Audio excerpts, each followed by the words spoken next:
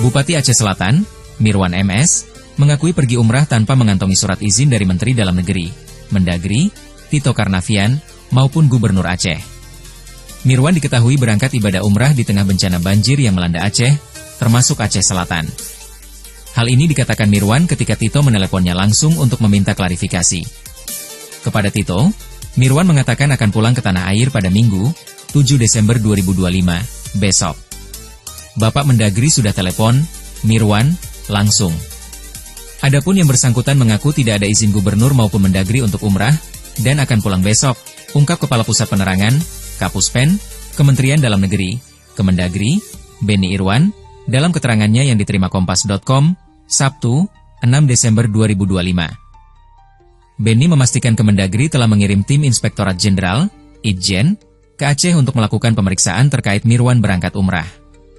Pemeriksaan terhadap Mirwan sendiri akan dilakukan setelah pulang ke Indonesia untuk memastikan seluruh prosedur, kewenangan, dan ketentuan hukum dipatuhi. Sebelumnya, Wakil Menteri Dalam Negeri, Wamendagri, Bima Arya Sugiarto, mengungkapkan Mirwan memang berangkat ibadah umrah tanpa izin dari Mendagri. Ia juga mengatakan Kemendagri mengirim tim yang berangkat pada Sabtu hari ini. Yang bersangkutan tidak ada izin pergi umrah, kata Bima, Jumat, 5 Desember 2025. Kemendagri akan mengirimkan Irsus besok, hari ini, ke Aceh. Kita lihat hasil pemeriksaan nanti, lanjutnya. Sementara itu, Gubernur Aceh, Muzakir Manaf alias Mualem, mengakui ia memang tidak menandatangani surat izin perjalanan luar negeri Mirwan. Mualem juga mengatakan ia sudah melarang Mirwan untuk pergi umrah di tengah bencana banjir. Namun, menurut Mualem, Mirwan mengabaikan larangannya tersebut. Tidak saya teken surat izin perjalanan luar negeri. Walaupun Mendagri yang teken ya udah, itu terserah sama dia. Tapi, kami tidak teken. Sudah diimbau, untuk sementara waktu jangan pergi. Tapi tetap, dia pergi juga. Terserah, ujar Mualem, Jumat sore, dikutip dari serambinews.com. Mengenai dirinya yang viral karena umrah di tengah bencana banjir, Mirwan MS menyampaikan klarifikasinya.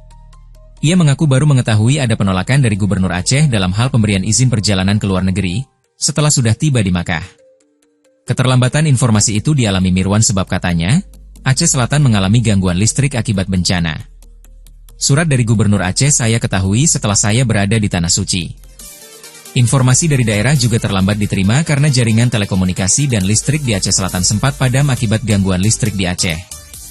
Inilah yang menyebabkan adanya miskomunikasi, jelas Mirwan, Jumat, masih dari Kompas.com. Lebih lanjut, Mirwan mengatakan ia sudah lebih dulu turun ke lapangan untuk meninjau korban banjir dan situasi wilayahnya, sebelum berangkat umrah. Ia juga telah meminta organisasi perangkat daerah, OPD, untuk bekerja sesuai alur komando, agar penanganan korban banjir bisa dilakukan semaksimal mungkin. Situasi yang sudah terkendali jadi alasan Mirwan tetap berangkat ibadah umrah untuk menunaikan nazar pribadinya. Sebelum saya berangkat, saya sudah turun langsung mengecek kondisi masyarakat terdampak banjir dan memastikan seluruh OPD bekerja sesuai alur komando. Dari hasil koordinasi, situasi saat itu terkendali sehingga saya dapat menunaikan nazar saya untuk melaksanakan ibadah umrah, tuturnya. Hal serupa juga disampaikan PLT Sekretaris Daerah Aceh Selatan, Diva Samudra Putra. Menurut Diva, keberangkatan Mirwan MS dan istri menuju Tanah Suci dilakukan setelah meninjau kondisi wilayahnya pasca banjir menerjang. Diva mengatakan, sebelum berangkat umrah, Mirwan telah meninjau Aceh Selatan dan memastikan situasi sudah stabil. Atas hal itu, Diva membantah narasi yang mengatakan Mirwan meninggalkan warganya di tengah bencana banjir. Terkait dengan narasi yang menyatakan Bupati meninggalkan rakyatnya ketika bencana banjir melanda, kami sampaikan hal ini tidak tepat. Bupati beserta istri sebelum berangkat telah beberapa kali mengunjungi dan menyambangi beberapa lokasi terdampak, seperti wilayah Trumon Raya dan Bakongan Raya, jelas Diva, Jumat, masih dari serambinews.com. Lebih lanjut, Diva mengatakan Mirwan bahkan turun tangan mengantarkan logistik ke wilayah. Terlebih, Mirwan berangkat umrah setelah menandatangani surat ketidaksanggupan menangani bencana banjir di wilayahnya tanpa bantuan pemerintah provinsi maupun pusat. Surat itu ditandatangani Mirwan pada Kamis, 27 November 2025. Kemudian, ia berangkat umrah bersama keluarga pada Selasa, 2 Desember 2025. Lalu terkait dengan Bupati yang melakukan... Kami sudah tidak saya take. Walaupun Mendagri taken, ya udah itu serah sama dia. Tapi kami tidak taken untuk sementara waktu, jangan pergi. Dia pergi juga terserah. Karena Mendagri nanti nantinya apa?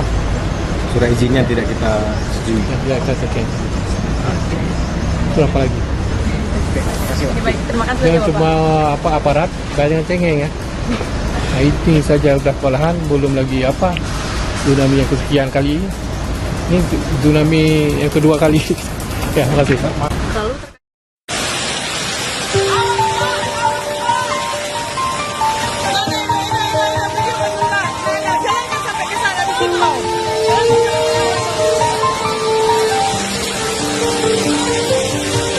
Wilayah Sibolga dan Tapanuli Tengah, Tapteng, kembali diterjang banjir susulan pada Minggu, 7 Desember 2025. Dikutip dari Tribun News, sejumlah titik wilayah di Tapteng terdampak, salah satunya daerah Hutan Nabolon. Dari dokumentasi yang beredar di media sosial, air banjir berwarna keruh tersebut tampak membawa kumpulan balok kayu berukuran besar. Arus air bahkan tidak lagi mengikuti jalur sungai, melainkan meluber ke berbagai arah, terutama ke jalan raya penghubung Hutan Nabolon, Tuka. Akibat banjir susulan ini, distribusi bantuan berupa sembako, selimut, dan kebutuhan dasar yang sedang disalurkan menjadi terganggu, dan tim SAR terpaksa mundur ke posko. Bantuan logistik dilaporkan belum dapat menjangkau warga yang berada di daerah perbukitan, seperti Desa Sigiring-Giring, Saur Manggita, dan Tapanuli. Dikutip dari Kompas.com, distribusi bantuan dan operasi pencarian korban hilang di Kelurahan Hutan Nabolon kembali terhambat setelah banjir susulan membawa balok-balok kayu berukuran besar, Minggu siang. Hutan Nabolon merupakan salah satu titik paling terdampak banjir dan longsor sejak 25 November, dengan kerusakan parah pada permukiman, jembatan, serta jalan penghubung di Kecamatan Tuka. Dikutip dari Antara, berdasarkan pantauan di lingkungan 4, air berwarna coklat pekat mulai turun dari perbukitan setelah hujan mengguyur kawasan itu sekitar pukul 11 waktu Indonesia Barat. Hujan sempat berhenti, namun kembali turun dengan intensitas tinggi 2 jam kemudian. Kabut tebal membuat jarak pandang tak lebih dari 100 meter.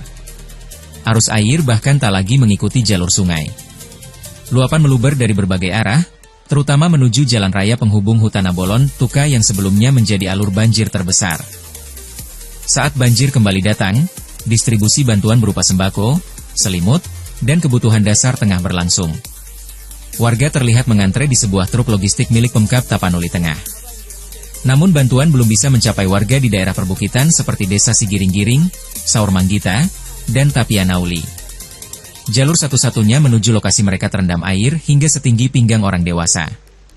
Tim gabungan Basarnas, TNI, Polri, dan pemerintah daerah yang tengah melakukan pencarian juga menghentikan operasi. Mereka sebelumnya telah menemukan sejumlah titik tumpukan tanah yang diduga menimbun korban hilang. Pertimbangan keselamatan dan kondisi jaringan komunikasi yang tidak stabil membuat tim kembali ke posko gabungan di Gor Pandan. Hingga pukul 17.50 WIB, hujan belum berhenti. Warga khawatir banjir kembali meningkat dan memperparah kerusakan. Di lingkungan 4, batang kayu dan batu besar sepanjang 4 hingga 6 meter masih menumpuk. Material sisa banjir 2 pekan lalu itu telah meratakan permukiman sekitar 150-200 kepala keluarga. Wilayah ini pula yang videonya sempat viral di media sosial saat banjir pertama terjadi.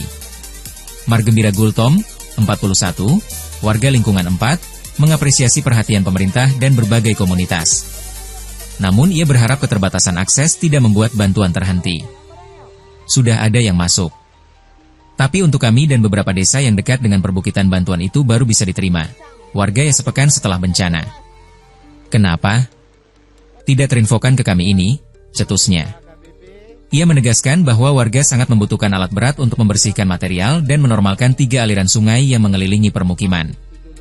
Selain itu, alat berat penting untuk mencari korban yang masih tertimbun.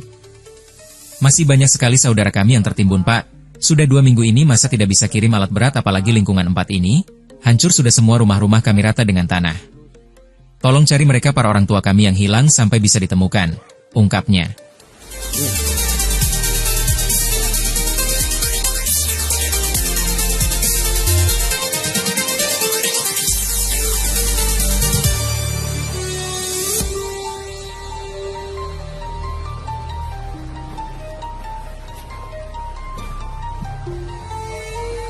Akajabu ni ruasta di Hutan Nabolon.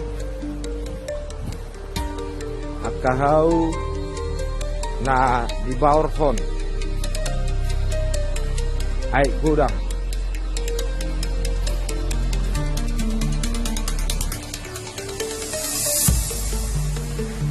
Ama KBP Kuria Kristen Indonesia hakai tang boleh dalam anak tubagas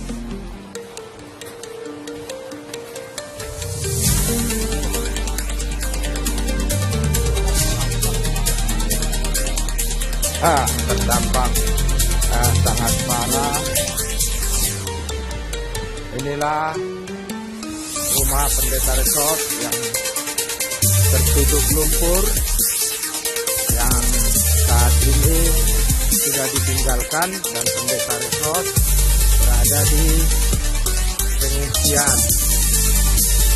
Kita akan memasuki gereja AKBP Huta Nabulun.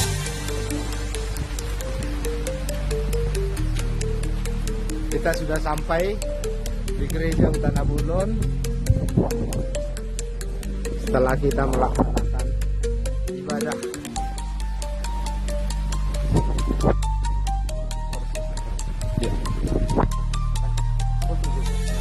Ya, Pak Preses juga sudah terkena banjir. Menuju ke gereja, melihat kondisi gereja AKBP Huta Nabulun. Ya, disinilah pemakaman sementara yang dikuburkan jemaat-jemaat yang ada 1, 2, 3, 4, 5, 6. Tribun X menghadirkan lokal menjadi Indonesia.